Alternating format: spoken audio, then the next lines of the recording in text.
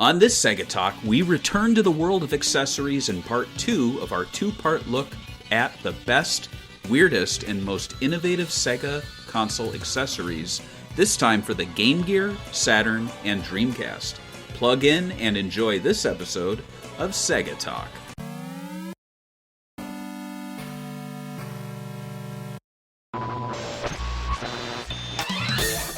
Sega Bits presents Sega Talk, a podcast talking all things Sega! With your hosts, George and Barry. Look, it's a giant talking egg. I'm not talking to you. I'm talking to the master here. Say what?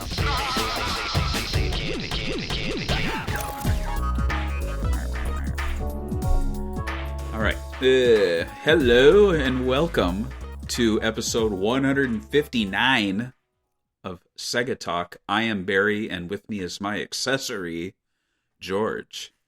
Hello, everyone. How's everyone doing?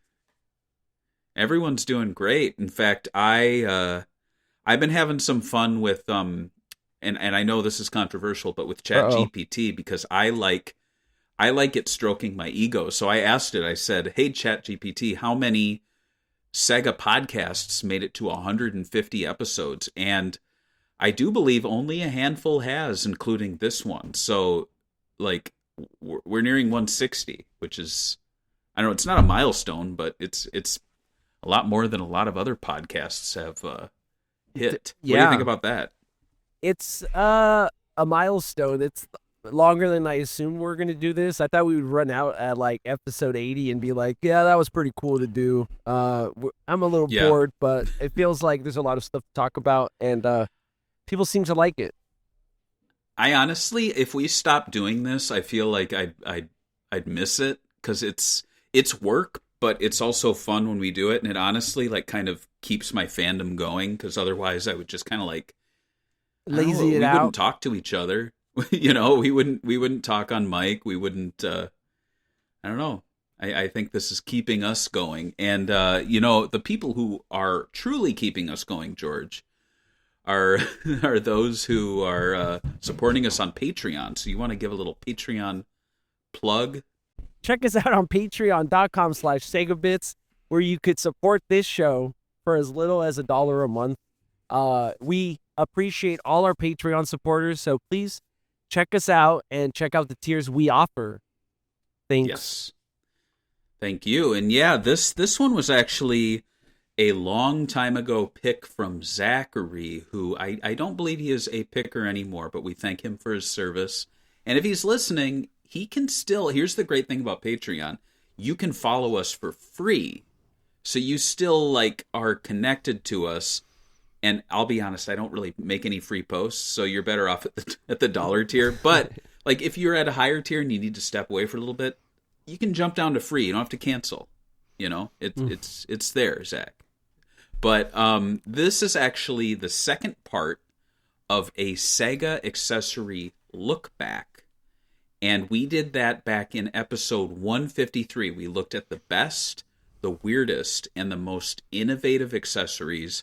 And we discussed the SG-1000, which was a Japanese exclusive, the Master System, and the Genesis and Mega Drive. So this time, we're going to be taking a look at the Game Gear, which I kind of skipped over and didn't think we would cover, but in looking at it, I was like, we got to do the Game Gear, as well as the Saturn and the Sega Dreamcast. But before we dive into these, if you're thinking back, George, to that episode 153, are there any accessories that we didn't talk about that you wanted to bring up, or are you good to move on?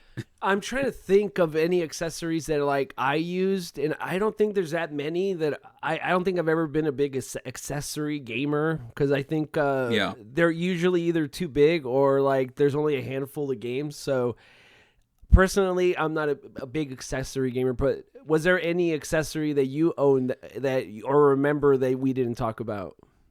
Yeah, I feel like one I didn't mention were like the carrying cases for travel, especially with the Genesis. I would bring my Genesis to the cabin, and I had a Nubby or Newbie, N-U-B-Y, third-party case that was perfect. It had a little divider. It held the Genesis perfectly. It held 2 controllers and then like 6 games in the front. I used that for a couple of years until I got my Nomad. And the Nomad, if you don't know, like you can connect that to the TV and it has a controller port. So it's pretty much like a Genesis Model 2 portable on the go. Yeah. Portable, pretty much. But yeah, so let's jump into the next 3, and I guess final 3, because there's nothing after the Dreamcast. The first one is the Sega Game Gear. So that was released in 1990. It was Sega's only dedicated handheld console, and I mean, sure, they made my beloved Sega Nomad, but that was really more of a portable Genesis. The Sega Game Gear was essentially a portable Master System with several titles being released on both the console and the Game Gear portable. Did you double dip on anything? On the Game Gear? And Master System? No, because I didn't own this Master System at the time, but I did buy games that I did buy I guess that's not really the same Shinobi, because Shinobi on Genesis was totally different. Yeah. I know there's also the Sonic games, which are totally different. Will you consider that double dipping if you had them on Genesis and you downgraded? Well, if you're going from Genesis to Game Gear, that was always confusing. Right. Because as a kid, I'd be like, well, I own Sonic 1, so I don't need Sonic 1. And then years later, you're like, oh, Sonic 1 and especially Sonic 2 are like completely different games. Sonic 2 like just took a U-turn. Is like, I don't know why they even called it Sonic 2, but it should have had a different name. That's on them. It should have. But yeah, for me, the Sonic Chaos, I think, is one I double dipped on later on because I heard that on the Master System, the screen size was larger and it made the game more playable. And I like the idea of having like a game I always thought as a Game Gear game on a home console. And it's a shame they never did that with Triple Trouble, because I always really liked that game, but feel like it would have been a really awesome Master System title. But yeah, as far as accessories, the Game Gear, it didn't really go crazy, but it did have some unique offerings. For best accessory, I'm going to have to go with, and actually I have it here, the Deluxe Carry-All case, which to my knowledge was only released in the United States. I'm holding it up here, and I'll go through it in a second. This official carrying case was a bit larger than some might like it, but it did carry all the essential accessories with form-fitting trays for things like the AC adapter, the super wide gear, which was the magnifying glass, the battery pack, which you could hook on your belt, and then there's space for up to 12 games, as well as a front pouch here. You can hear that. Which I actually have and I'm not covering it, but it's in here, the Game Gear Game Genie. Oh. Which is so funny because I have to look at my camera here so I can be sure I'm showing it correctly. The code books are in a dedicated tray that pops open. You push a button, here we go. Look at that, and there's the code book inside. Oh my god, that's very cool compartment. Yeah, and then behind the book that I own are code update books that you could get through the mail. So I have volume 1. They're like mini books. And they're about the size of like DS cartridge or Game Boy Advance cartridges, which is kind of funny. But yeah, this thing snapped to the back. It's got lights and buttons. It's huge, but that's what I carry around in the front. And then I'll just open it up here on camera. It's so heavy. I didn't realize how heavy it was. So you pop it open, or you zip it open. And what I love about this thing is it almost kind of teaches you to like what to collect. Because when you look inside, you can see all 12 games are there. And then there's the form-fitting trays. And for the longest time, I just put whatever in those. And then at one point I was like, I should just get the battery pack and like get the magnifying glass and then like get them all in there. And it just looks so cool. I don't know. What do you think of that? I actually, my cousin had one of those. So when I used to go over, I thought it was like, super high quality in my kid brain, because like when you touch the tray inside, it has like isn't it the one that has the fuzzy feel, like velvet almost, or doesn't? It's got a little velvet, and what's really great too is it's got little recessed areas so that you can put the cords under the things. Yeah. So all the cords aren't like flying all over the place, which is great. He didn't have all the accessories or anything like that, but it looked cool. I remember thinking like, wow, like I don't think Nintendo ever made anything like that, like at least like trays and fitting like that. So I always thought that was really cool. Yeah, so bear with me. I'm going to zip it back up. There's a lot of props on tonight's show, but yeah. So you just mentioned you had a cousin who had it. What do you think in general about like official carrying cases for Sega consoles? And do you have a favorite? I don't have a favorite because I never collected them myself or like had them, because like when I was a kid, it would be like, oh, I would get stuff either Christmas or birthday. So it was always like, I want a game. Like if I'm going to pick something, I'm going to pick a game. I'm not going to pick a carrying case. Like I never really took my console that many places either, so definitely not a carrying case guy. But obviously, did you have any other carrying cases for your at least consoles? I know it makes sense with the Game Gear. Yeah, I had the like I mentioned, a third-party Genesis one, which to be honest probably worked for SNES too. They usually like co-branded them. Mm-hmm. I did have the official Dreamcast one, which was really nice. It had two little latches in the front. It held two controllers in a front pocket, and then it had space for games and VMU in the other side. And it had these little compartments for the console, the cords. So I really loved that one. And I actually also have the official OG Xbox carrying case, which is ridiculous. Because that thing, why would you carry it anywhere? You know, it's like a VCR carrying case, essentially. And that case I now use for like any video cables that I have for like non-Sega consoles. It's just filled to the brim with them. It's my cable bag. But yeah, I think they are essential, especially for the traveling, the portable stuff. I have it behind me. I'm not going to run and grab it, but it's the Nomad carrying case, which is just a little pouch. But that one's kind of infamous because it was for the longest time like maybe a $20, $30 accessory. And then someone on eBay, and this always happens this way, someone on eBay put one up for sale for $300 and some like bozo bought it.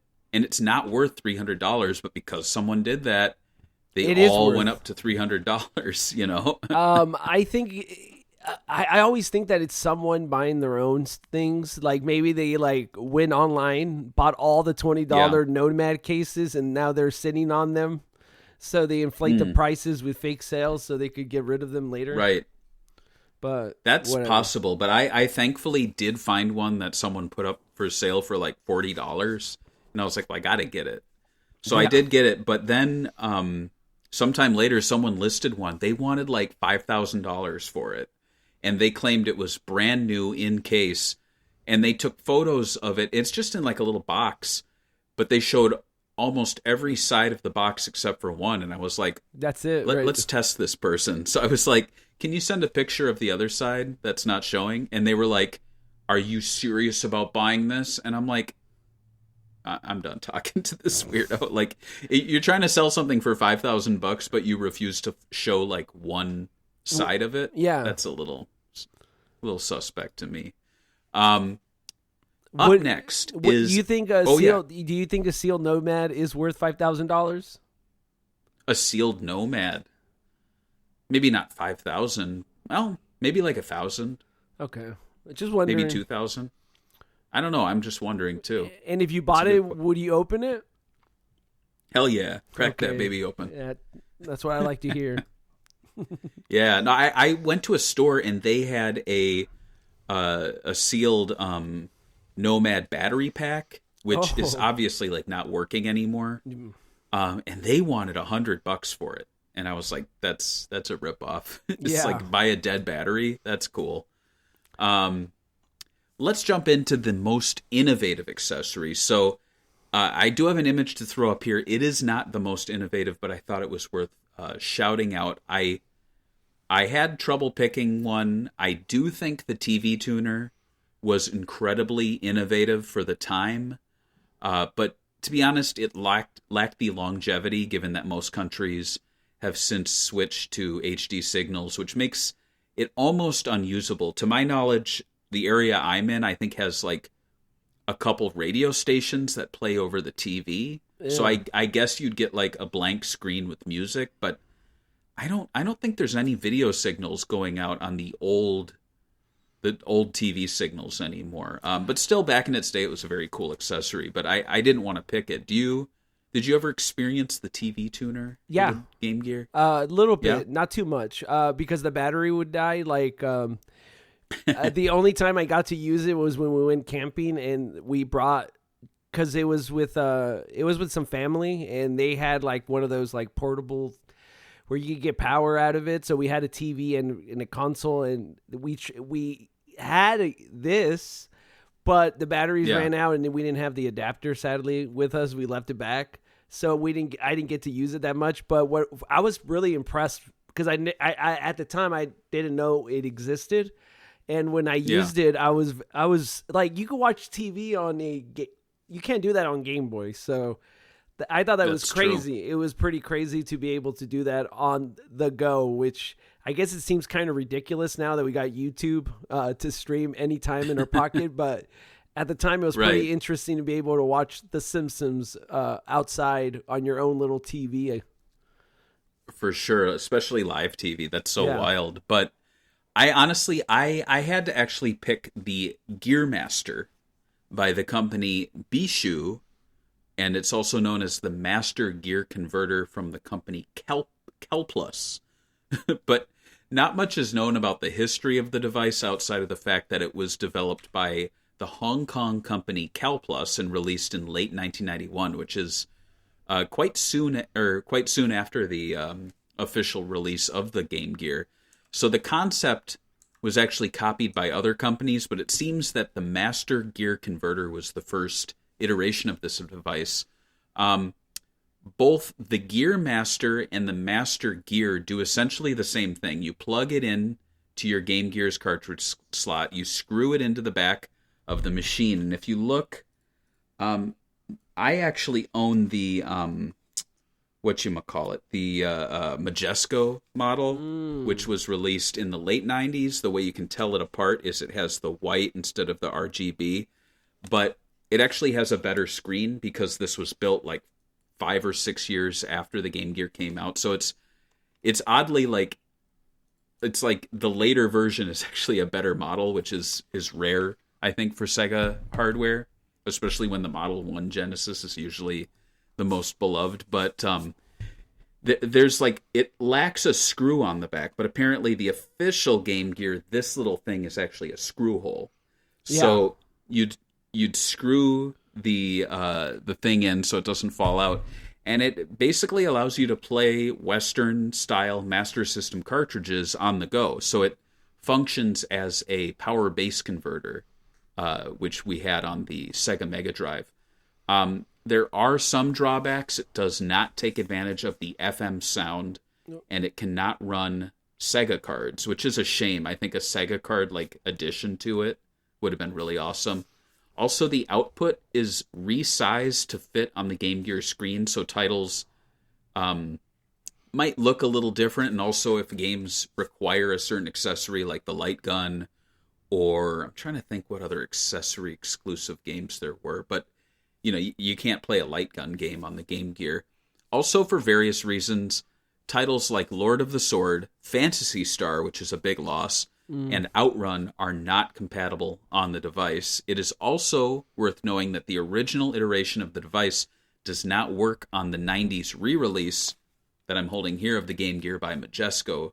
However, the Master System Converter 2 will work on that machine, and there were plans to release a version with a Player 2 input built into the little add-on. So you could have someone like plug their controller into the add-on, which would have been cool. But I looked them up online, at least the two, and these, they're going for over $100. Yeah. You'd be better off getting a EverDrive, Game Gear EverDrive, which can play all the Master System games. But honestly, like, considering this came out like right out the gate with the Game Gear, and oddly, and we can show the picture of the Gearmaster too if we're not. The Gearmaster was apparently sold carrying the Sega license, so this is something that Sega apparently did not fight against, unlike Nintendo, which I think would have shut this down immediately. And they even seem to just like be like, yeah, sure, let's license it to the, to South America because the Master System's so big. What are your thoughts on this accessory? And do you think Sega dropped the ball by not just like having this be something they released themselves? I mean, yeah. I mean, it was a missed opportunity. I thought that they did a lot better than most companies did because, like, let's be honest. Even as a kid, I always thought it would be really, really cool to be able to play NES games on my Super Nintendo, like having a little cart that goes on top and you could. So at least we had the option, I would say, especially for a Game Gear. So I think that's crazy. But like I agree, it's overpriced now. So, but these accessories back in the day would have been pretty awesome. I was never a big Master System guy. I feel like that's one of the consoles that always passed me over. But I feel like if it was as big here in America as the NES was, I would be super all over this. But I was sadly grew up with the NES. Oh, too bad. Sorry to hear. I know. Now, before we get to the last one for Game Gear, I did have another little thing to show here. This is the Gear Tote. It is a third-party Game Gear carrying case that I tried wearing this. It's like a little purse. It's too short to like. It looks like put around your body. It looks like one of those fanny packs that the guys wear nowadays, like the Gucci ones, but like Sega. It's not though, because I tried to wear it around my waist and it doesn't like sit the right way. So I think if you were a kid, you would do it like this. Right. But it's so short that I can't do it with my adult body, so I have to do it like this and either carry it around my neck or like have it like a little purse. You got to get an extender. I do actually. That would be a smart thing to get. But I just thought it was interesting because they use like it says Gear Tote, and then the company is called ALS, and they use the Sega logo font, the in red. One. Yeah. But nowadays ALS is not something you want to like promote. It's a bad thing. It's a disease that people die from. So, okay, I thought it meant something else even after that. I was like, wait, what? Okay. No, okay. But it is a cool little bag. It's got a front pouch that I tried to put the battery in, but the battery pack's a little too big. It's got a back pouch with like a little extra, you can't see it with the black, but it's like a little tiny fishnet pocket and in addition to a bigger pocket. And then the main pocket does most definitely hold, and it has another little fishnet pocket here. But the main pocket most definitely does hold a whole Game Gear. So nice. That's it's not bad. I picked this up not too long ago. I was like, if you see something like that, you're like, how much is that? $5? Yeah, I'll get that. But now we're going to be talking about the worst. So, I would have to go with something that I actually already own, so I can show it off here on camera. It is called. Here it is. It is called the Handy Gear. Look at this thing, and I'm pretty sure. It looks good. Angry Video Game Nerd showed this off. So if you're listening on audio, I realize I should be like describing these in great detail. It is a giant plastic case that's shaped like a Game Gear, but about like 2 times the size. Right. It's massive. On the top is a little seal. It's almost like it looks like an airtight like camera case or something, and you pop it open, and inside here you can see it's got space for one game inside the plastic cartridge. Why? In the back. Why do you need more? I don't. So you can carry a second game with you, but you have to open the whole case and take it apart to get to that game. And then, so what you can do is you put the Game Gear inside, and it's kind of a tight fit, so you have to kind of pop it in. And, but you know, this is what you got to do to protect your Game Gear. All right, so the Game Gear is now inside the case. And then you got to make sure all the rubber bits around it are like lined up so you can get that apparently airtight seal, though I don't trust it. I mean, would you? I don't know. I wouldn't. All right, we got it shut. There we go. Locked shut. So now the Game Gear is inside this giant plastic case. protected. And you can access, protected very well, you can access all of the buttons through these little trap doors that open up. There's 3 of them. So here's a side one. It's never good to leave its cage. Contrast, I know. And then on the top, there's the extension port, which I think links Game Gears. Yeah. And it's got like a little plug on top.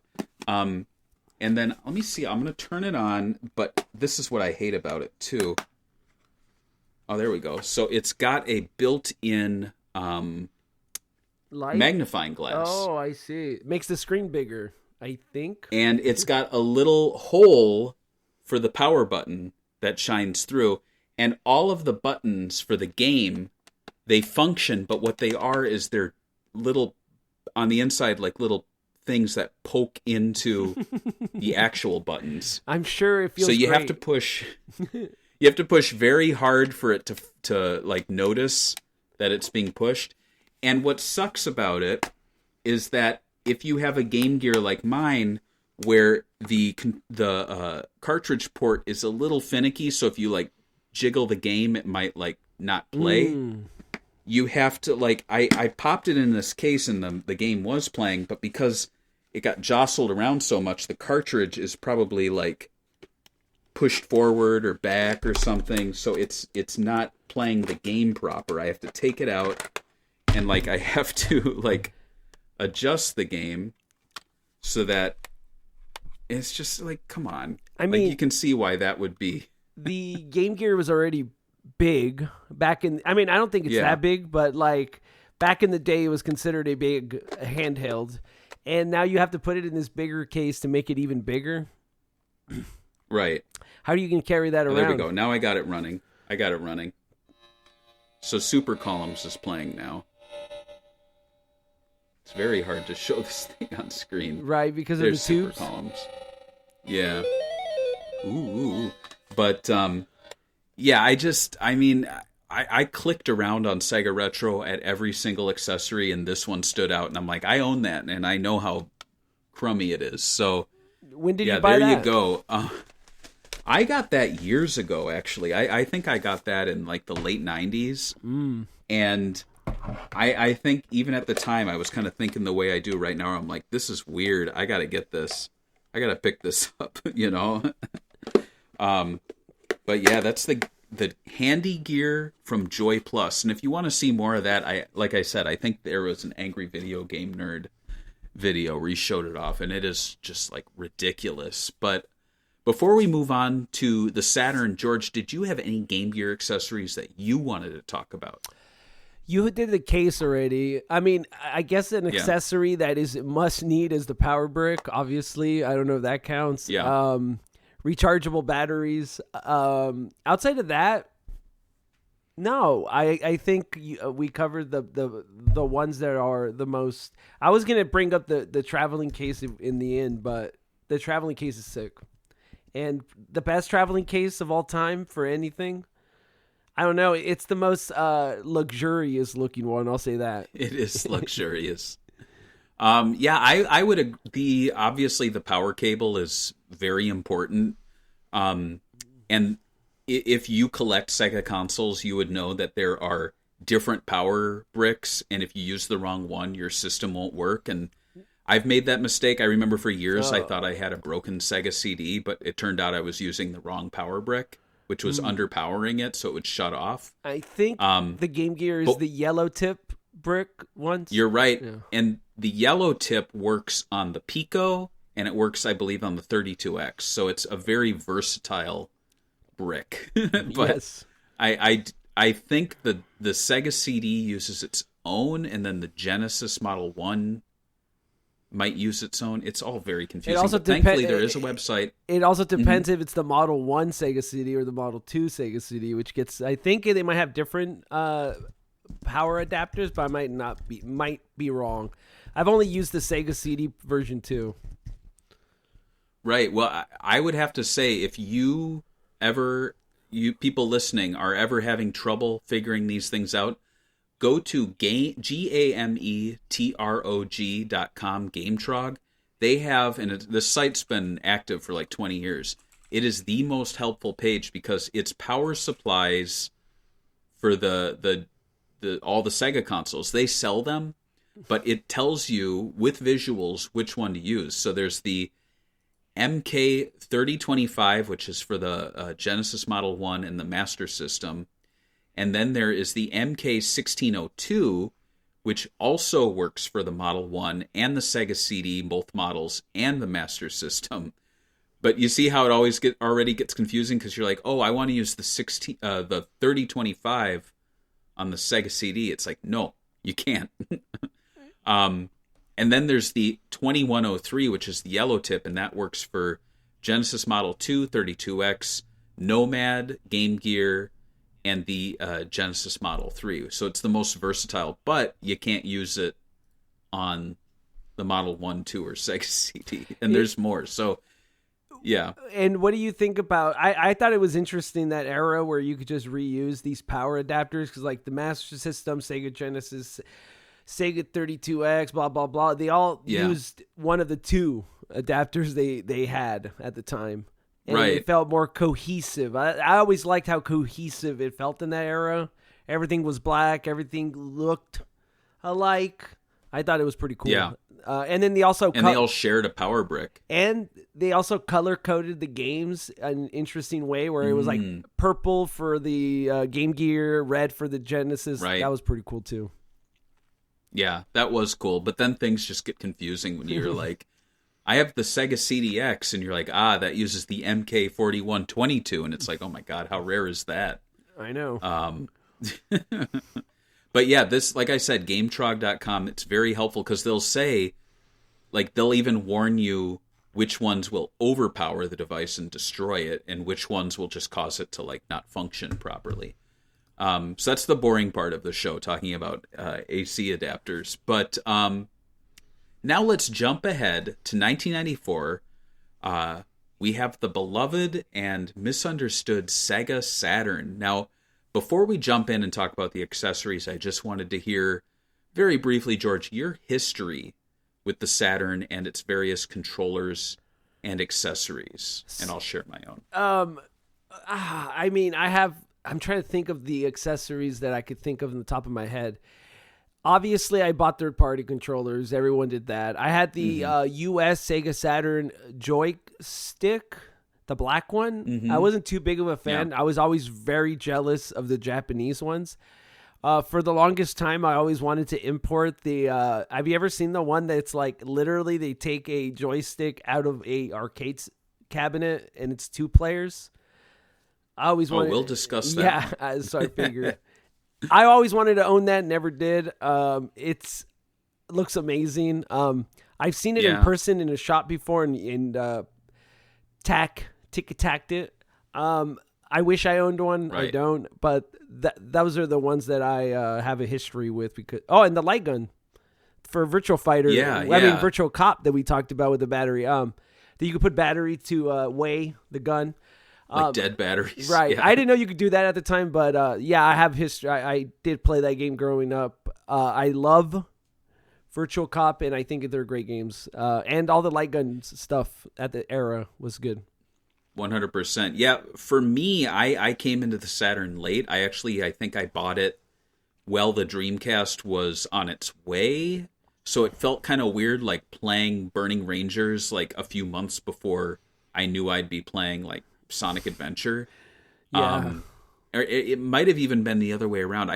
I don't exactly know when it was, but it was definitely either like late 99 or like late 98. But I do remember it was very hard to find anything Saturn at the time. It just wasn't prevalent. Like I probably had like the two crummy controllers that it came with, the US ones, and I wanted more. I could never find more. My only like real score was a local game place in like the mid 2000s got, I think, dead stock for I think that's the right term, of light guns.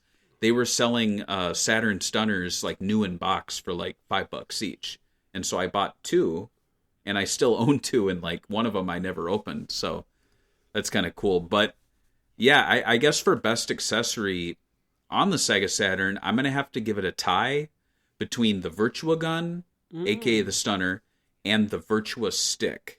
And I know we already talked about the Virtua Gun, aka the stunner, quite a bit on our Virtua Cop episode, so I don't think we need to get too deep into that. You mentioned that you can like put dead batteries in it to weigh it down, which is really cool. But I will just say it's a must-own accessory if you want to play a couple of Sega's most iconic light gun games. And that's a thing, though, too, about the CRT. The CRT that you need with the gun is another thing. Right. What do you have you looked into the? I was going to ask you if you've ever looked into the light guns that use LCD TVs or OLED or whatever you have at your house. Have you seen those? I've never had a reason to, because I don't play light gun games on my LED TV. But yeah, I think those are. I mean, it's unfortunate it's like a dead genre, right? Know? But I mean, like I always, like, when I got the Dreamcast and I had the Saturn at the same time, I was like, well, I have to get House of the Dead 2 and Virtua Cop 2 on the Dreamcast, and I have to get Virtua Cop 1 and House of the Dead 1 on the Saturn, and then I got to get the light guns, and it was like a lot of plastic and a lot of like searching, but when you have it all set up, it feels so good, you know? But I gotta give it to the Virtua Stick as well. I know you mentioned that you had the US one, and I didn't bring it out, but I have the US one as well. The black one, right? With like, it's kind of like sideways front-facing buttons. They're like diagonal. Right. Yeah. 100%. So that one, which we do have a picture of, a screen grab from Sega Retro of the US EU model, which is black, the Japanese model, which is gray, and then the kind of the sequel, the second Japanese model. I'm not going to read the product codes. I think that's kind of boring, but you can look these up. But essentially, I mean, I think it's a must-own accessory because of how many arcade fighters the Saturn has. I mean, if you're a fan of Virtua Fighter alone, this stick works for Virtua Fighter, Virtua Fighter 2, Virtua Fighter Remix, Virtua Fighter Kids, Fighters Mega Mix, and that doesn't even mention like Fighting Vipers and Last Bronx and any of the third-party fighting games. Also, like you can see the Virtua Stick, it came in different flavors depending on your region. Mm-hmm. The first one, I'll read the code names. HSS0104 was released internationally, and it had turbo switches as well as the second one, which was called HSS0136, that only released in Japan, and it mimics what you would see in Sega's candy cabinets, which, you know, we did a whole episode on. The Japanese model went on to influence the look for the Dreamcast arcade stick, which was released internationally. And the Japanese model was re-released for the Dreamcast by a third party, and it included an internal Sega Saturn to Dreamcast controller adapter, and was given the name DC Game Mate Fighting Stick. So they, I don't know, some third party bought a bunch of dead stock and like repurposed them for the Dreamcast. And I think, did I put a picture of it here? No. So the next one I want to show here, this is the one you brought up. So the Virtua Stick Pro, it's a 2-player version, which I absolutely love. You could be a 2-player virgin, I guess, if you own this. Yeah. It's basically an Astro City 2-player stick, to the point where it looks like it has like stuff built in that either, I'm presuming it emulates being on the arcade, because it has a little window where you can actually lay in the arcade control information, like the combos and the stuff. moves. Yeah. Yeah, for Virtua Fighter 2, Virtua Fighter Kids, and Fighting Vipers. It's so freaking cool. I love it. It's so cool. And it's expensive, but it is Yeah. really, really cool and awesome. I know. I love that. I just love the Astro City candy cabinet, pink and green aesthetic they had at the time. And obviously it's sick that they brought it to a Saturn that was mostly black and like kind of an evolution of the Genesis in a way in the looks department. So this definitely does not look like a Sega Genesis, at least. Yeah, it's interesting because when the Saturn first came out, they wanted it to be like this gray machine with blue buttons, and then when it came to the West, they wanted it to match the Genesis, so they just went all black. And then at some point, they like did a refresh, and they're like, let's basically make it look like the candy cabinet. So they went with gray. They had accessories that mimicked the green and pink buttons. They even gave colors to the buttons, though I don't think those colors were really mimicking. Like the basic controllers weren't really mimicking candy cabinets, but it definitely was like a reassessment of what the Saturn looked like. And I think outside of the Genesis, it's the only machine that like really had a drastic redesign and refresh. I always wondered like what would happen if the Dreamcast was able to go that long and we had like a Dreamcast Model 2, that would have been interesting. But do you agree that both the light gun and the arcade stick are must-own accessories for the Saturn, George?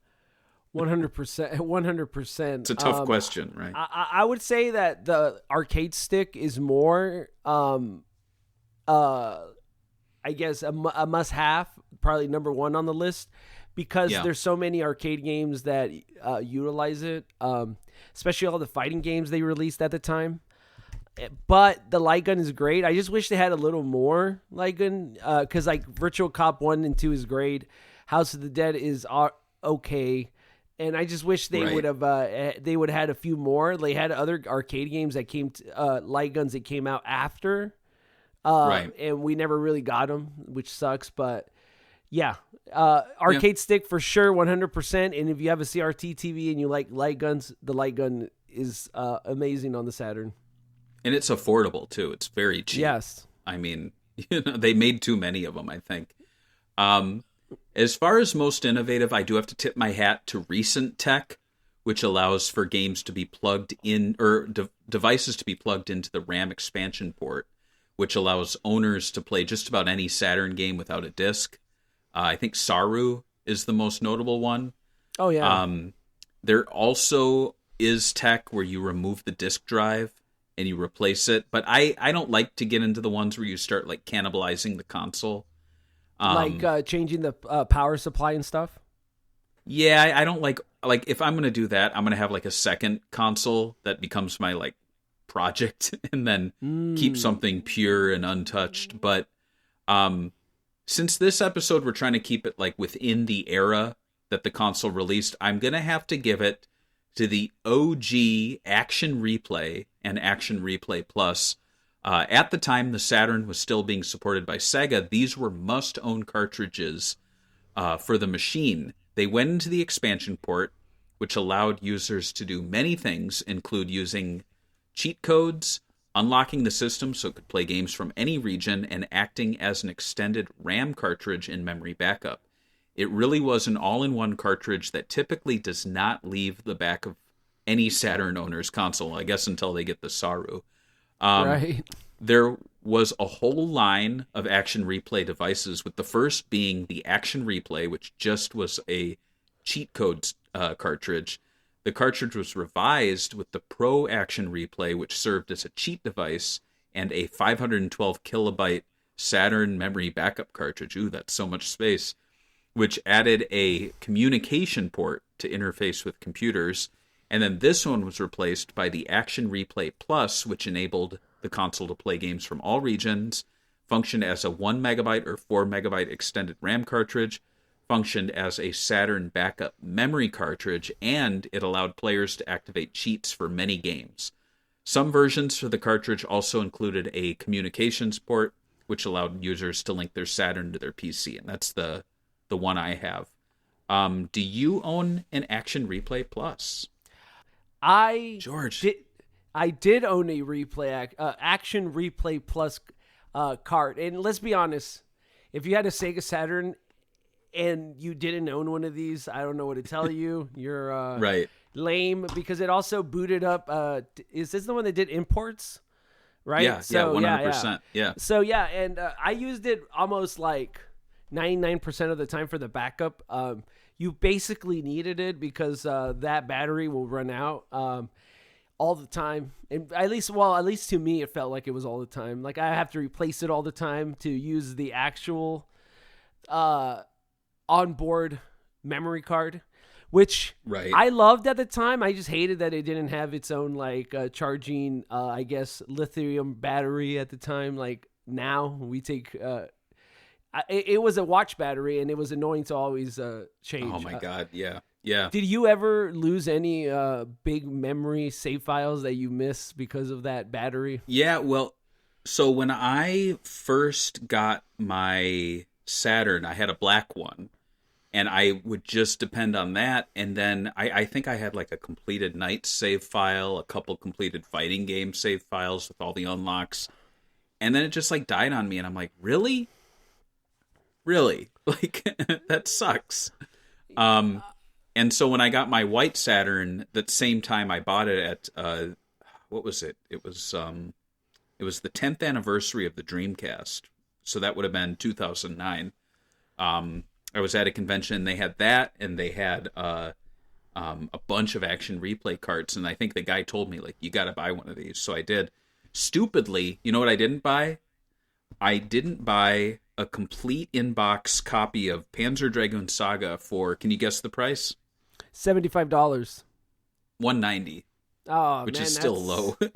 Yeah, I mean, even when it was $190, I knew so many people that were like, "I'm not paying that much. That's ridiculous. No game should." That was it's me. a Saturn game, and then it's like it's gonna go down. The market's and now it's like what is it? Almost $2,000.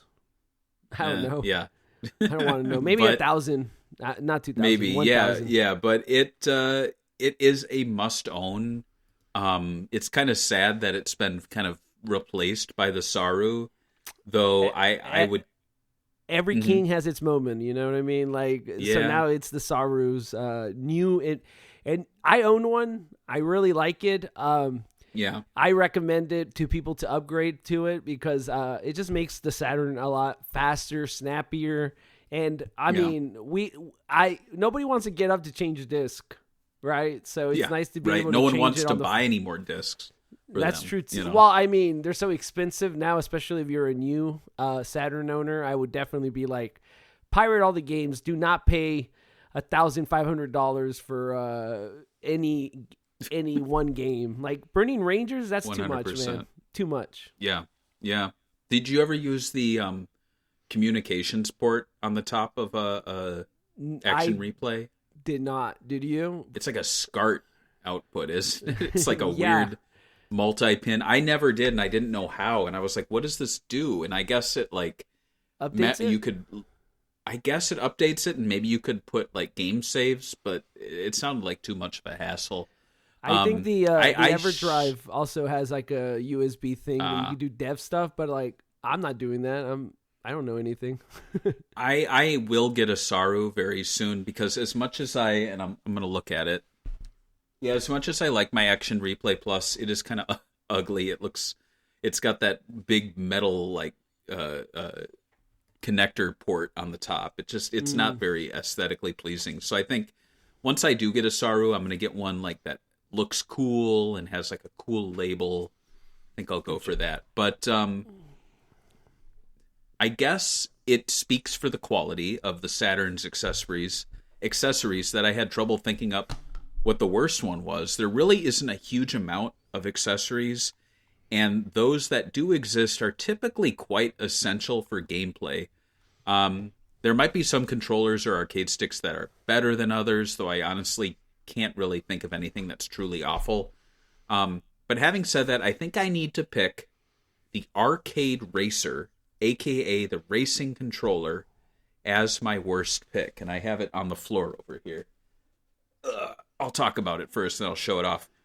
So the Saturn itself is not really well known for being a racing game powerhouse. It has okay ports, in my opinion, of Daytona USA. Sega Rally is probably the best racer on it. Mm-hmm. And then there's Virtual Racing, which is also on the 32X. That being said, there are over 40 racing games that are compatible with this controller here. So I guess that's a positive for it. It has a big library of games. But from what I saw on Sega Retro, the Saturn has a few different racing wheels by third-party manufacturers, and they look quite nice. And I think the Sega wheel, it just really doesn't look all that good compared to the competition. The Arcade Racer, it is analog. It allows for smoother controls than the standard D-pad, and I do think, I guess it would be like the preferred way to play Daytona as opposed to a controller, but still, like, there's a lot of things I don't like about this. For one thing, it has to sit on a table. It's got a very cold metal plate on the bottom and, like, suction cups, so you can't, if you set it on your lap, it's cold to the touch and kind of awkward having these, like, rubber cups on your legs, especially if you're playing in shorts. Like, it's freezing. It's got this unlock and lock on the back, and that's to lower. Oh man, this thing is so. See that? It's to like lower the Jesus. wheel so it can face you, but it sounds like a torture machine. Yeah, it does. And then you got to lock it back into place, and then listen to this. It's just it's I don't know. It doesn't look like a wheel that I would expect. It looks like the Batman symbol. I think the metal plate on the bottom is supposed to be on the floor, and you're supposed to like put your legs on top of it. So I like, think, you're which is driving. really awkward. Like, I guess you're supposed to put it. I guess if you put it, should I do it? I feel like I'm doing a sexual thing. I'm sitting here in my chair, and I guess I'm like sitting on it now. But it's so low, like I feel like I'm driving a go-kart. Like you can't even see it in the camera. I look like I'm playing with myself, and it does work that way. But it feels so. And now here it is on my lap, but it's cold, and it's still a little low. And so I don't know. Like so a little. I'm gonna set it down. It's making me upset. So a little behind the scenes of the development of this thing. This was actually a design that was developed for the Sega Mega Drive, but they didn't end up releasing it until finally the Saturn came about, and then they revived the design and brought it out. So it was actually one of the first accessories to come out, but it was not truly designed like to match the Saturn aesthetics too much. And I don't know, like, what are your thoughts on it? I maybe I'm just being grumpy, but I don't know. Like, I'm trying to think. I know that now people are spoiled with their like very expensive racing wheels you could buy. I'm wondering if there's any actual racing wheel that people at the time considered to be high quality that actually was innovative, or it was just a gimmick. Because I feel like I've never used one that feels as good as like the new Logitech ones that like try to mimic leather shifting things. So I never bought steering wheels, and that steering wheel always looked really bad to me. It never made any sense to me. It's not even a real wheel. It's like these two. I don't know. It just looks weird. It has two handles on a Sega Saturn controller. That's what it looks like, right? It's got, it's got these two handles. It's got the 6 buttons on the top. And then it's got these paddles, which sound like mouse. I guess they're the triggers. Yeah. But it's kind of floppy. It doesn't, like, kind of moves around. But I don't know, like, just sitting here, I'm looking at what the Dreamcast had to offer. And there was a lot of really cool... There was one that was released to go along with like Ferrari F355, called the Thrustmaster Ferrari racing wheel, and it looks really cool. And then there was the Mad Catz one that had the pedals on the floor.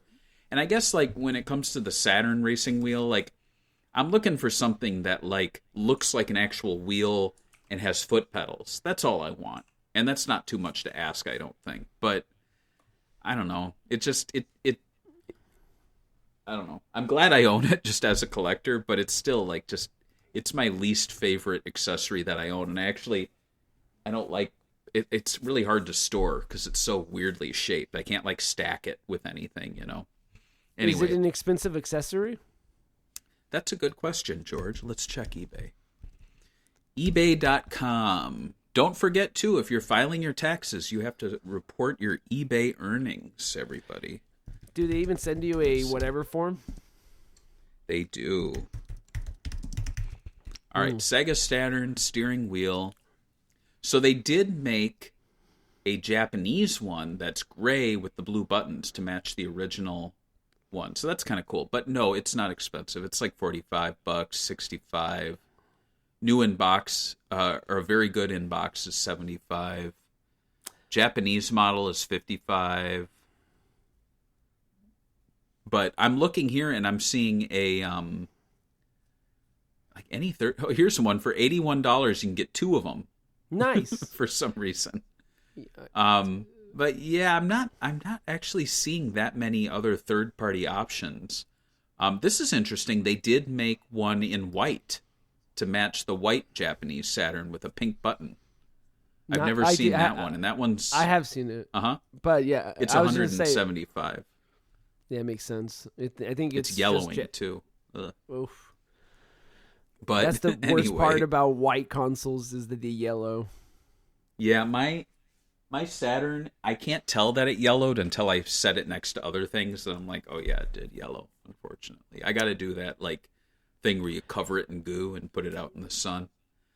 I don't even know what it's called, but yeah, bleaching it or something. I don't know. Bleach it, yeah. But anyway, all right. So let's jump ahead to 1998 with the release of the Sega Dreamcast. And interestingly, despite having a shorter lifespan than the Sega Saturn, the Dreamcast appears to have far more accessories released for it. So many that we could probably do a whole episode just on Dreamcast accessories. But because we're sticking with the rule of picking three in three different categories, I really want to finish this technically three-part retrospective on Sega controllers and let's jump right into it. So as far as the must-own accessory, I'm going to have to repeat myself and say that a light gun and arcade stick are must-owns for the Dreamcast, especially I think in the light gun territory. There's a lot more options. Top of my head, there's a few third-party ones. There's Confidential Mission. There's House of the Dead 2. There's Virtua Cop 2.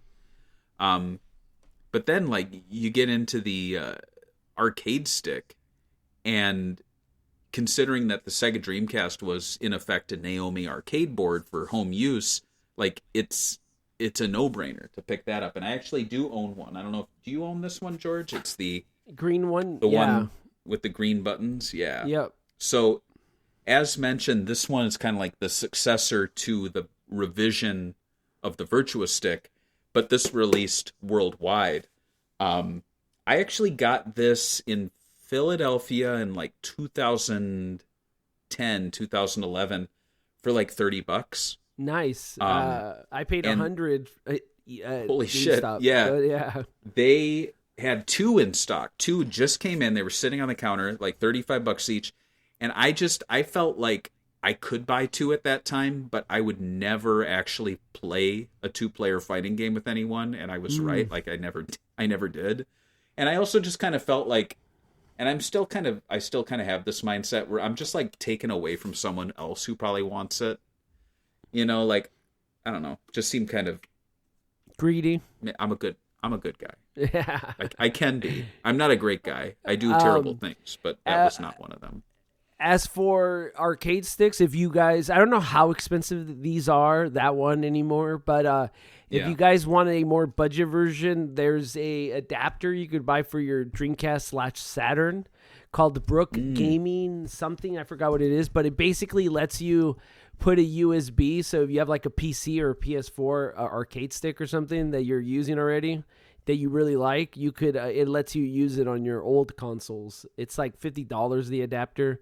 It also does Bluetooth. Nice. I think I did a review somewhere on our Sega Bits YouTube channel. So I like it. I think it's because sometimes you just need an accessory or something to use real quick, and it's nice to be able to pull it out and not have to go through the closet through your accessories just to find the arcade stick or light gun or keyboard. But yeah. Right, yeah, 100%. And this one, it's not that expensive now. I mean, it hasn't shot up, but it's like you can get lucky and maybe find it for 70, maybe 90. But yeah, like I said, the Dreamcast, it's essentially like a Naomi arcade machine at home. So you can play, I mean, Power Stone 2. The list is insane. Every single Capcom fighter.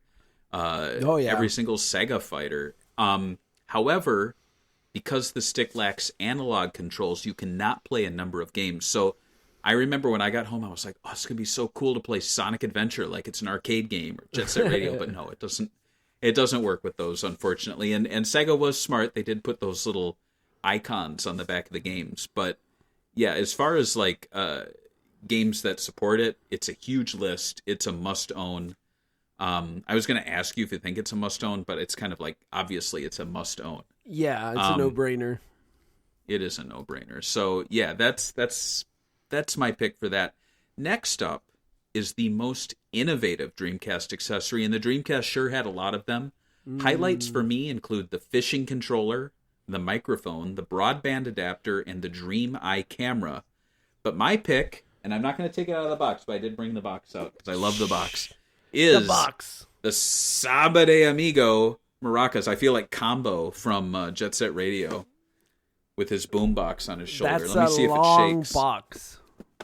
Oh, they're not shaking right now, but yeah, it's a long ass box, and sadly the game was not included Of course. when they sold it, which is ridiculous. But yeah, the Maraca controllers I believe are peak weirdo Sega, as well as being a very clever way of bringing a highly specific arcade control scheme to a home audience for a very limited library of games.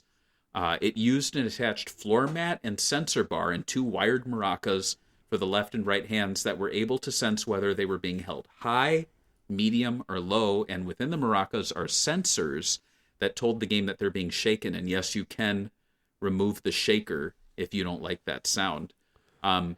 It is surprisingly accurate and something that later releases of the game have not been able to emulate, as both the Wii and the much improved Switch versions of the game still rely on the angle of which the controllers are being held. So like if you've ever played the Switch or Wii one, it's like high, medium, low. So you could technically like sit in a chair and just move your hands, but that's not really fun. These retailed for $80, at least in the US, and they did not include a copy of the game. So it was a hefty price tag to ask of consumers, considering I think the game was maybe $40, $50. The controllers were $80, and if you want the 2-player experience, you're dropping like close to $300. Yeah. But being only made for a few games meant that this was not an accessory that was a necessity. So it wasn't like Sega was like trying to screw you over. Like I'm not a Kinect hater, but I can understand where you're like, man, I'm spending close to console price for an accessory, and this is my gateway to play all these games. Whereas with the maracas, it is $80, it's a high price tag, but you're getting it to play a couple games. It's not as though they locked a whole new line of Sega games behind these like expensive weird controllers. So I'm forgiving to that extent. The maracas were also compatible, in addition to Samba de Amigo and its sequel version 2000, with Namco's Mr. Driller, as well as SNK's Cool Cool Tune, which is an import. There were third-party options that also exist based on the ones I just showed. but they were a little bit different. They still worked really well, but I prefer the first party option. But there are ones that like light up, which is really funny. What is your opinion on highly specialized accessories that are meant for like one game or two games? One that comes to mind is Donkey Konga bongos, the Taiko drum controller, or the granddaddy. I shouldn't say the granddaddy, but like the king of them all, the Steel Battalion controller, which I did get to try once, which was insane. It's fun. It's kind of funny that you skipped some of the most popular accessory. I think accessories like I was gonna say Guitar Hero, and then I was gonna say the DDR mat. Yeah, that's a good one. That's a good one. But I like them. I think they're cool. I the first one I ever played where I was like, wait, I've never seen this. I was like a kid, and I was going to I was just going to somebody's house. We were all just hanging out, and they had like an old NES, and they pulled it out, and they had that track and field game with the little pads that you hit, and it was basically all of us trying to hit our hands instead of the feet to try to beat records. So that's the first time, and I always thought it was really cool. I played DDR before. That took off. I think the most popular is obviously Guitar Hero, where people were paying hundreds of dollars for drums and bass and all this other stuff. And as your other question, if it's dying out, yeah, a little bit. It is dying out. I think VR is trying to take a lot of that stuff. And I guess I can't even think of any accessory in the last 10 years that have made a big splash. Maybe I'm just forgetting it, but I do know I guess, remade some Guitar Hero guitars for people to use them on PC for their own like third party, pirated list of music or whatever. But outside of that, I haven't really heard much of people talking about accessories. What about you? You think the accessory game is dying? I do, yeah, because I feel like once the Wiimote came out, they were like, this is the accessory, and it does all these different things. So it was less about introducing new things and more about showing how one thing can do a lot of different things. So it was like, it was a controller on the side, it was a pointer, it was you could balance it, and they did that again with the Joy-Cons, though not as much with the Switch. And it seems like with the Switch 2, now they're going to have a function where they act like a mouse on the surface of, which is weird. Yeah, which makes me think that Mario Paint is going to have a new game. That's probably what they're going to do. And you think they're going to let people share their paintings online with the world? I think so. I mean, I don't know. It would be a smart thing to have maybe built into it. Would be cool, like Mario Paint's on the home screen.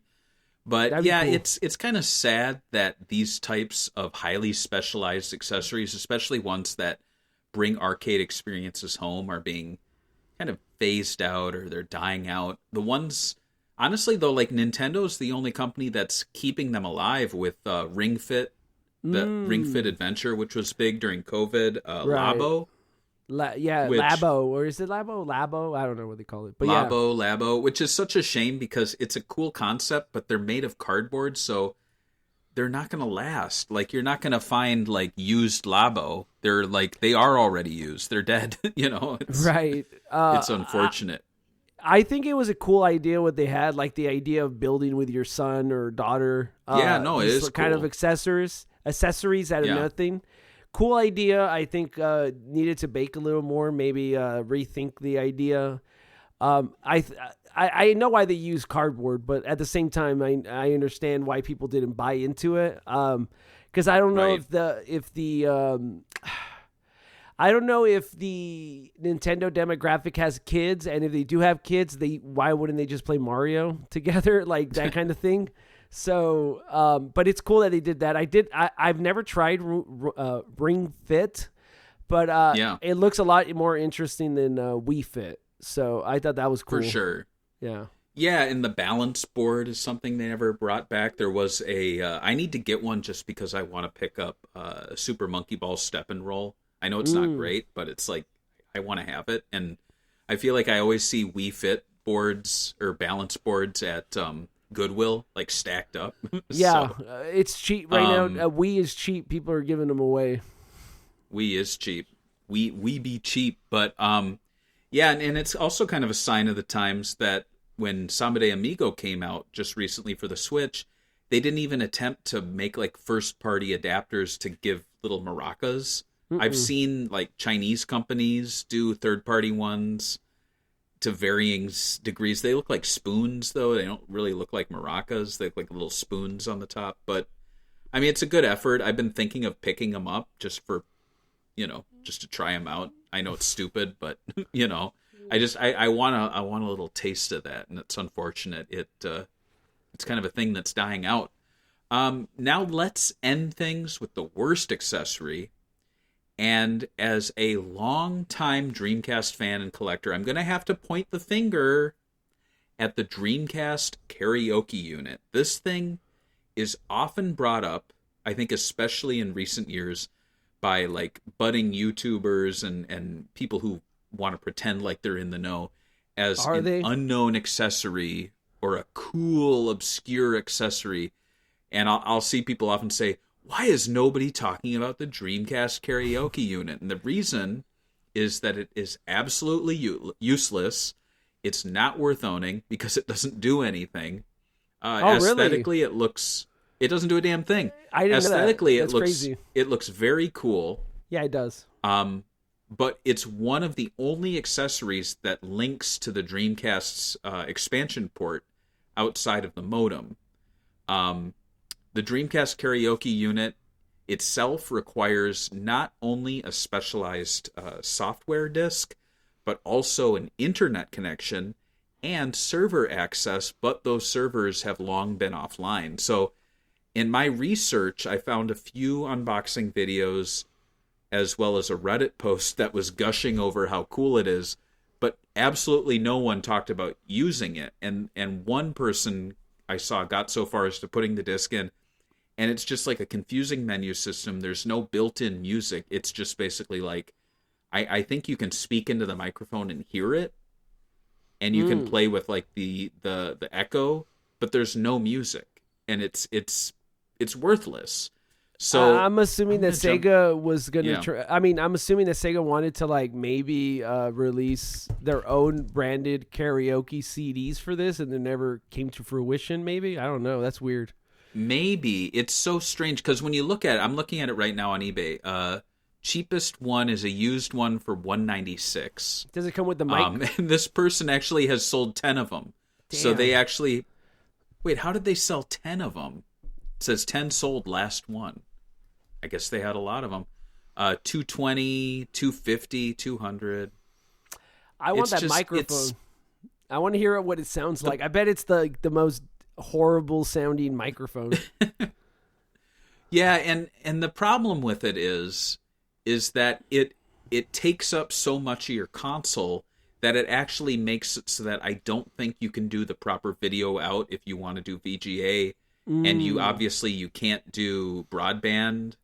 So it kind of devolves your Dreamcast because it's trying to make it a karaoke machine first, and then kind of like, I guess, a online gaming machine second, unless you're okay with the phone line.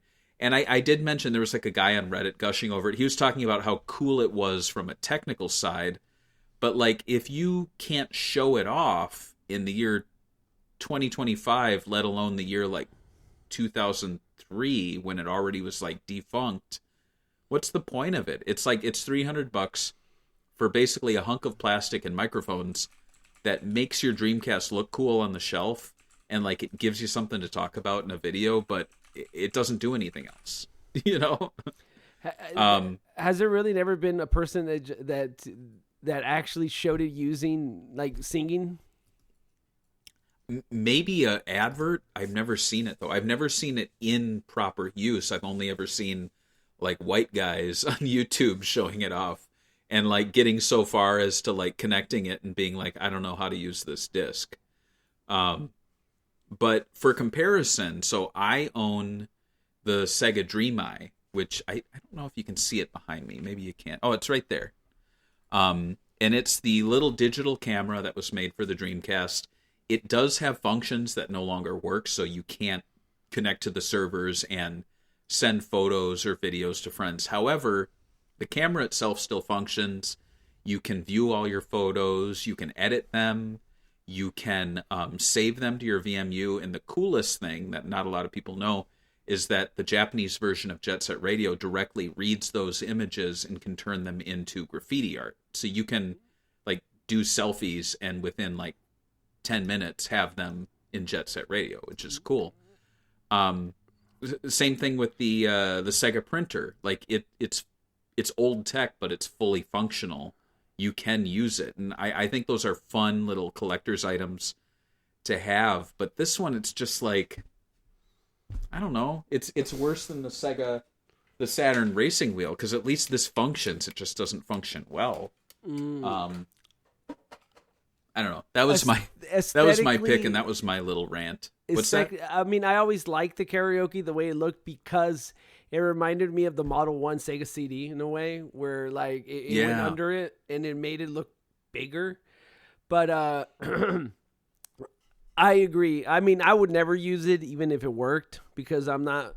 First of all, I'm not into late 90s Japanese pop music, so it probably wouldn't have been marketed towards me. But as for the camera, I never owned it, so I didn't know that you could take. I did know that you could take pictures, put them on a like GeoCity site, go on the GeoCity site, and then save them on your VMU, and then use them as a Jet Set Radio tag if you wanted to or whatever. I didn't know that you could do it directly through the camera, but I mean, it makes sense. Yeah, and I mean, looking at the box, it's cool because it's got Sonic holding a microphone, and like you said, the microphone that comes with it is Dreamcast branded, but it's not as though that microphone can double. Like, you can't play Seaman and like use this. It's a different input. It's not going through the VMU. It's just a mic input that you use for like just a regular right. Yeah. But speaking of the Dreameye actually did have, in addition to the camera, a mic VMU slot thing, just like Seaman, but instead of the little like microphone with the green thing, it's a headset with a little like voice thing. So I have actually played Seaman with the headset on, and it's a lot more user friendly because you're not like, "Hey Seaman, what are you doing?" Instead, you just hold the controller button down and you just talk to him, which is kind of cool. And it doesn't have headsets. It's just like, it just kind of connects to your head here, and then the microphone goes down. It's cool. I don't know, like, that's neat. No one talks about the Dreameye, but everyone's talking about karaoke thing that doesn't do anything. It's because it looks cool. So, it has a blue knob and an orange knob. It's so cool. That's why. So I'll buy one. I'll buy one right now. I'm buying you. It. Good. Yeah, I'll do that for you. And I'm just going to do a quick eBay price check. The Dreameye, new boxed everything, $100, $80. Great value. You get a lo-fi digital camera. You get a specialized VMU microphone thing. It comes with a cool little stand. It comes with its own software.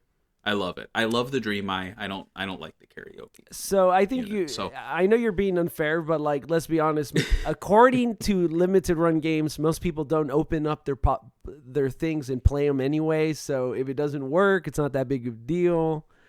And if it doesn't work, you know, did you hear about their NES thing? I'm not going to get off topic, but they basically said that that they run at a higher frequency so they could screw up the NES, and they said most people aren't going to open it, so not big deal. So don't worry about it. If you were a unopened collector and you had all of these like modern games in box, in shrink wrap on your shelf, and you never opened them, and then like in your dying days you open them and they're all empty, would that be like a Twilight Zone episode where you're like... I think it could be a Twilight Zone episode. We should write it, the new Twilight. That would be great. I always thought that I don't have closed stuff like that. I think I have like one soundtrack I bought from Japan, and it was sealed, and just because I don't listen to CDs, I haven't opened it. But... I always thought that if I ever like became a pirate and made fake copies of video games, the easiest would be sealed, because those guys pay a shit ton and they never open them. So they would never even know. They just has to look good in the outside, which is probably easy because it's low quality cardboard usually when they put them out. But yeah, that would be terrible if it happened to me. Don't put that bad luck on me. I won't. I don't think you're being unfair. I think when you're paying over $200 for a unit, like even if it worked perfectly, are you really going to be singing you're going to hook up a Dreamcast every time you want to play karaoke? If it played music, if it even had like, okay, you got to go online, but there's 10 built-in songs. To me, I'd be like, all right, that's a fun little thing to have. You bust it out when friends come over, like you have a Sega buddy visiting from out of town. You're like, I got to show you the unit. Not my unit, but my karaoke unit. And they're like, oh, cool. But like this one, you're like, yeah, so there's a menu system. It doesn't do anything. We can make our voices echo. Isn't that cool? You know, like. And it looks really sick under the Dreamcast. Makes it look taller. It's like right. Lips. But you know something you can do? A lot of way back when they had CD-ROMs, and then I forgot what they called them, but they were music CDs with visualizers built in, and photo CD players can play those. So if you have a Sega Saturn with the VCD card, which also supports, I believe, photo CDs, you can do karaoke visual CDs on your Saturn. So there you go. That seems like a lot. I've done it. It's fun. Have you ever used the Sega Saturn video CD card? Yeah, I have the VCD card. I've watched Forrest Gump on it on my Sega Saturn. Yeah, nice. Yeah. You could burn the movies if you wanted to. Not that it's legal. This is not a video CD, but I have a bootleg of Sonic 3 on DVD here. Oh. And I was about to make a Sonic 3 movie VCD, but I just didn't have the time. I thought that would have been funny. Play Sonic 3 on your TV. If you need another Sega console to play it on, apparently the EverDrive Pro on the Mega Drive lets you like convert video into like a really big file that you could put on there, and it plays it off the cart. Oh, nice. So you could technically watch Sonic 3 with no sound probably on the Genesis. That's what the Paramount giveaway thing that they gave to like random people instead of like Sega fan sites. Oh, yeah. Remember that? They had the cartridge, and it like, and I love that because I saw videos of people going, hey, so Paramount sent me a box. Let's see what's inside. Oh, wow, it's Sonic 3 cartridge. Plays on a Genesis. I don't own one of these, but this is really cool. Thanks, Paramount. And then here's like dipshits like us sitting here with our fucking Sega Genesis plugged in for the past 20, 30, 40 fucking years. Just waiting for that. And they're not sending us that cart. That's it. They're not sending us our goddamn fucking Sonic 3 cartridge. I'm going to send them. Anyway. It's perfectly reasonable. I had to end with a rant like that. Anyway, so that wraps up, yay, part 2 of our Sega Accessories Retrospective, and technically part 3 of our overall Sega Controllers and Accessories Retrospective. We covered a lot. I don't want to say anything else, but George, if you have any closing thoughts, you can share them, and then we're going to share our Patreon memories. You guys need to go out there and get the Sega Saturn VCD card, pirate Sonic 3, and then make a VCD of it, and then play it on your VCD. And that's the only way you should experience Sonic 3, the movie. That's it. That's all I have to say. And Paramount, if you're listening, don't pirate your movies. That was lying. Don't pirate the movies. Right. Yeah. All right. So if you support us on Patreon at any fucking tier, since I'm swearing on this episode now, we will read your memories at the end of the show. So for this one, we have 2 memories from Ando and Daniel Andres. So first off, Ando says, for the Saturn, I gotta go with the arcade racer. I'm not actually a big car racing fan, but that thing made Daytona USA and Sega Rally even better, and the design was and still is incredibly cool. Please don't unsubscribe, Ando. I'm sorry. For the Dreamcast, I'll have to be boring and say the VMU. such a revolutionary piece of hardware. Yeah, you gotta have the VMU. Having a second screen to check your health in Code Veronica was super helpful, and I did actually spend a lot of time training my Chow in Chow Adventure. And then honorable mention goes to the twin stick controller for both consoles, obviously Virtual On rules. And yeah, I have my my Dreamcast twin stick right there. I played it not too long ago. Daniel Andres says, oh man, for the Dreamcast it's a toss-up for me between the arcade stick, controller, and the keyboard, but I think I've ultimately got to give it to the keyboard. I do use it frequently, especially for PSO, and it's super fun to play Typing of the Dead with 2 players, each having their own Dreamcast keyboard. But as for the Saturn, it does have to be the arcade stick. I used to own one, but I had to sell it off many years ago. I do plan on owning one again, the Japanese white one. I'm going to do an unboxing video of it once I reach 1,000 subscribers on YouTube. I'm still 355 short or so. So for anyone out there listening, please go to subscribe to the Y2K Reviewer channel. Hey, he's making me do an ad read. Nice, It's perfect. completely free too, and you'll get an awesome, entertaining video out of it. I'd really appreciate it. And yeah, Daniel, bringing up YouTube there, Segabits just hit 30,000 subscribers on YouTube. We were hanging out at 29 for, feels like, a million years. A couple of years. Yeah. And then I was like, we're 4 away, and so I started telling people on socials, and we hit it. We don't get a play button, but I mean, something. we're 70,000 away from the play button. God, we won't get a play button. I think you have to like meet all these criteria, like never break a rule. Like we broke. all the rules. I don't even know we even broke a rule. We just okay. I will say, the twin stick is the one that I didn't think about. It's another cool, like, just specific for the a game. So very cool mentions there. Anything else you want to add before we close up this episode? Like, what am I going to talk about next time? Well, here's the great thing, George. Next time you are covering a pick from Daniel Andres, and if you remember, Daniel actually gave us a big list of games that he wants us to talk about. So you can look at this big old list and you can pick any of those titles. Isn't that exciting? Next time on Sega Bits, I'll give you guys a big surprise off of a list of games. We'll see what I pick. Catch you guys next time on Sega Talk. Bye.